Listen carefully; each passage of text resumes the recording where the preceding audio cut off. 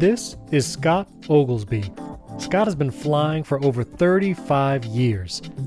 So we went to the Bartow Executive Airport to catch up and find out how he's been using iPad mini in his personal and business flying for the past 8 years.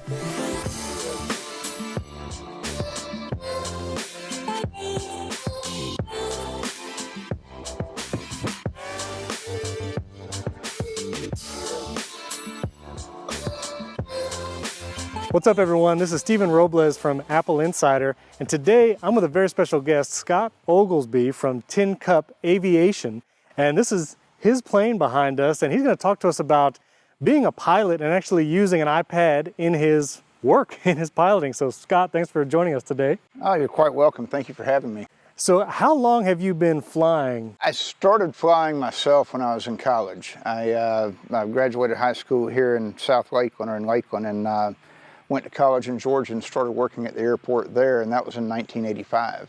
All right, and so this is your plane. What do we have behind us here? This is a 1947 Piper PA-12. I actually just bought this one here a couple of weeks ago. This airplane has been rebuilt and reconfigured from its original configuration to be set up as a bush plane for Alaska and out west and so forth. So what do you do in your piloting work now? I fly some Cirrus airplanes, which are evolving technology still to this day, but they've been around for 15 or 20 years. They're all glass cockpit. So I do those. I do quite a bit of ferry and delivery work around the country and to South America.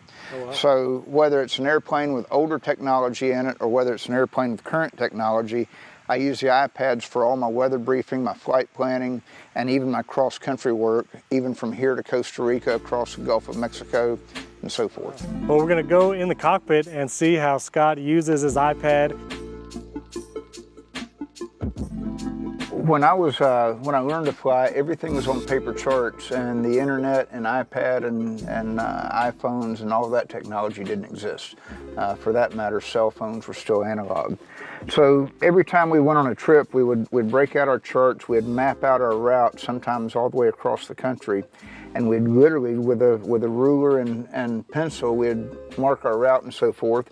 And then we did have instruments that were navigation instruments in the airplanes that were based on ground-based points, and we'd fly point to point to point. When I got back in full time in 2013, everything had changed. The internet was full strength. We had digital cellular phones, and the iPad existed and so forth. And there were all kinds of apps then, and several of them. Garmin Pilot is a navigation app. There's one called FlyQ that I know a little bit about. I have friends that use it, but I don't. And then ForeFlight, which is what I use primarily, is an iPad and iPhone-based app that are literally moving maps with every bit of information available in the app that I used to have to make phone calls for, go on the computer and look at weather charts and so forth, talk to weather briefers, and then map it all out by hand. I have everything available here right now in one app. But with Garmin Pilot, you know, I can go anywhere in the world with the databases that are in it. These are the same old charts that we used to use in paper form that have now been downloaded to a digital format. But I can pull information such as winds aloft at various altitudes, up into the flight levels up towards 40,000 feet or down as low as 3,000 feet. I can pull the flight categories of whether the weather at the given destination is VFR, good visual flight rules weather like today, or IFR, instrument flight rules, whether it's foggy, overcast, stormy, whatever the case may be. Pull up a graphic representation of the weather like we have right now in Louisiana through the coastal bend of Texas area, or if we're coming over here into Florida, we can see a lot of storms and weather that's built up and developed along the lower East Coast.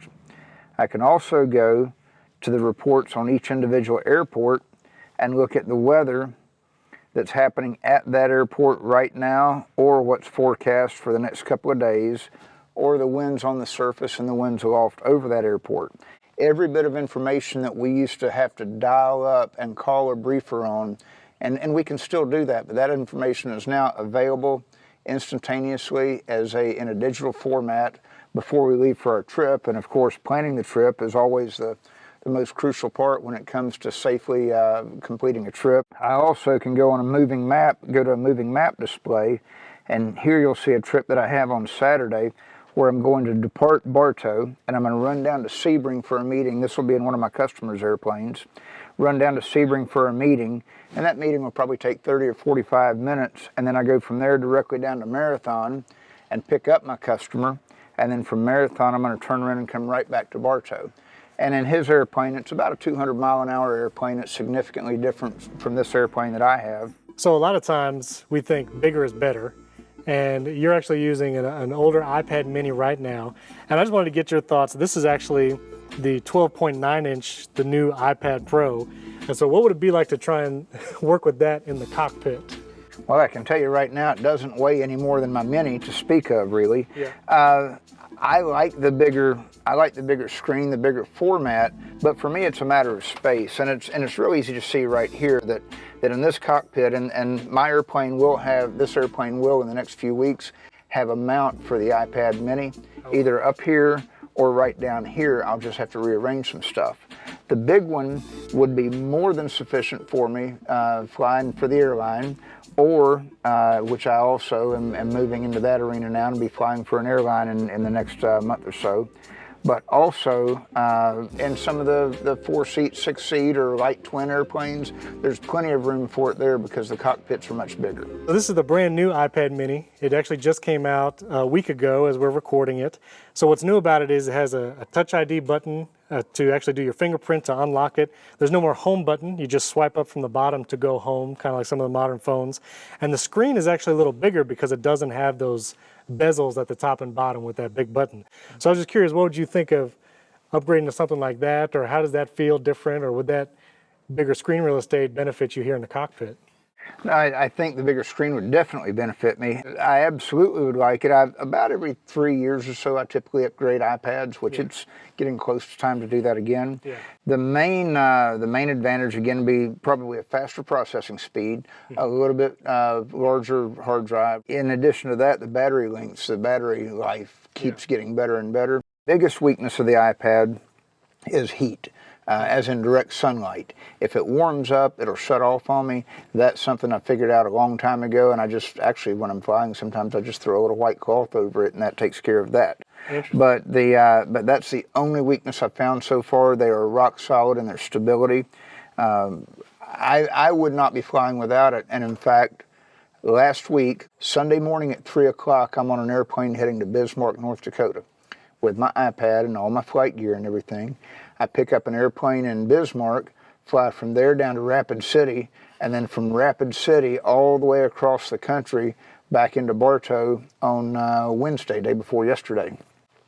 That entire trip, both of those trips, but that trip in particular, that airplane had 100% old technology in it, and I navigated 100% across the country on the iPad without a hiccup, run, drip, error, no problem. And that could never have been done before, to jump from one airplane to another and have complete confidence in your technology and your ability to get there. Well, I would love to hear if there are other pilots watching this, if you use the iPad mini, if your experience has been the same, and maybe as the upgrade time, you're going to get the new mini for it. I'd love to hear from you down in the comments. And don't forget to like this video and subscribe to the Apple Insider channel. And again, Scott, thank you so much for being with me today. Yes, sir. Thank you. Appreciate it. Appreciate it.